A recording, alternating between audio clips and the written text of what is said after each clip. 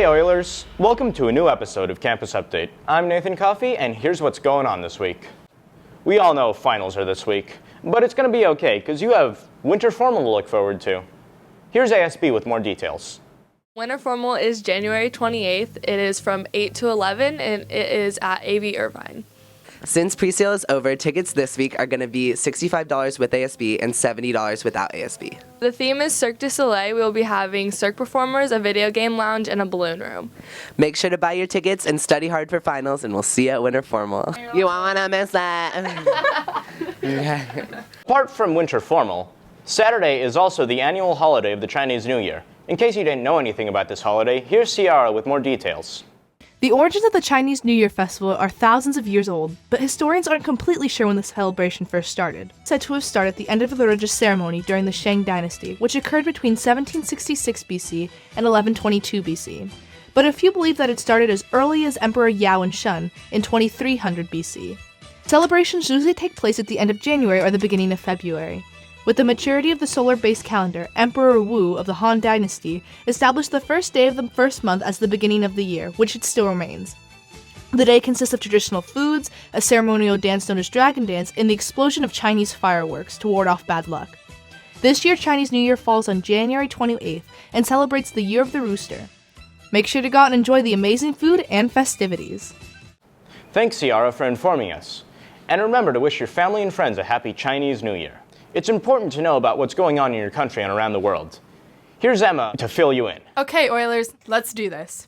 On January 6th, there was a shooting in Fort Lauderdale. The shooter was identified as Esteban Santiago, who claimed he did the massacre in the name of ISIS, even though ISIS has not yet claimed the attack. On January 11th, Obama gave his farewell speech. On January 20th, Donald Trump was inaugurated and became the 45th president of the United States. On better news, the worst drought in California history finally seems to be taking an upward turn as the mass amount of rain and snow this winter has drastically fixed the problem. Russia has been accused of rigging the U.S. election and having blackmailed the new president. On January 18th, Russia and Turkey carried out their first joint airstrike on ISIS in Syria. Obama has given clearance to release Chelsea Manning, who leaked information to WikiLeaks in 2010 from prison. According to NASA, 2016 was the warmest with temperatures from each month rising above the records. This is the third year in a row to have surpassing heat temperatures. A Mali car bomb kills at least 50 people. It has been declared a suicide attack by a group tied to Al-Qaeda.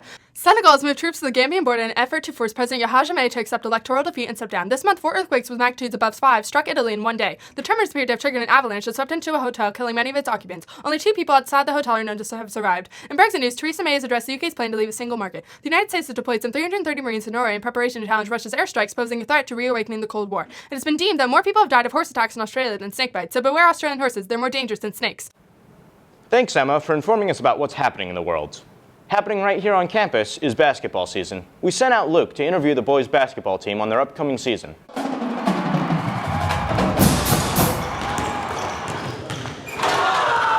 I play basketball because it's very fun and it's a fast-paced game. I play basketball because I love the competition, love balling with my brothers out here. What I like about basketball is the competitive nature and the brotherhood that you get from playing with your friends. My favorite part about basketball is competing, having fun, and not losing. Practices are always competitive. Coach is always pushing us and making us better.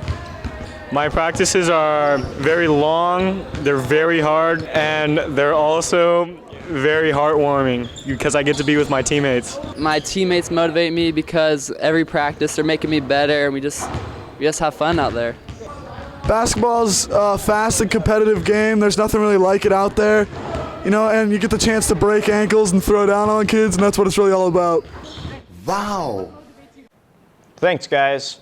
Be sure to go out and support our basketball team this month. If you're feeling overwhelmed by finals, you should take a study break. Here's Emma with the new HB Bytes. Hey Oilers, welcome back to another episode of HB Bytes. This week, I'm giving you the scoop, or should I say the roll, on a trendy new ice cream store, Rollin Creamery. This place takes ice cream to a new level. First, they take your ice cream base and pour it on a flat top that is negative 20 degrees. Next, the magic happens. The ice cream is constantly spread out and chopped up to increase the freezing process. Toppings can be added during this process. After it is flat and frozen, the ice cream is scraped into multiple little rolls. Some of their more popular flavors include fudge brownie, strawberry cheesecake, and matcha green tea. You can find Rollin Creamery off of Magnolia Street. Have a great time! Thanks, Emma. I know where I'm going this afternoon. Well, that's all the time we have today, Oilers. Thanks for tuning in. And remember, the Earth is flat, stay woke.